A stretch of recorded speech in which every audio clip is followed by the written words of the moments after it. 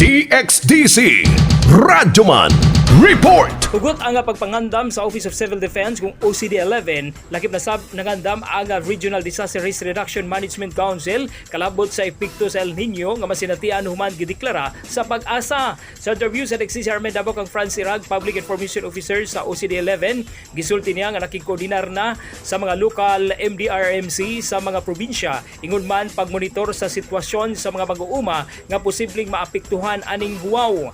Sigon ni Irag niadtong June 27 nagpresenta na sa ilang action plan sa RDRMC Council meeting sa national level. Usa sa gisgutan ang pagpangandam og nakapokus sab sa 5K areas kung food, water, electricity, safety and security concern aron sa matubag ang mga panginahanglan sa atong mga kaigsunan nga apektado sa El Nino.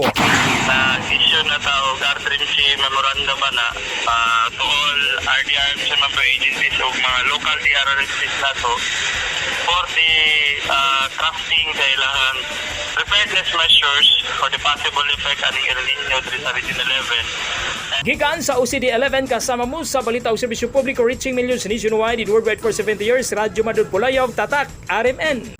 Tatak RMN.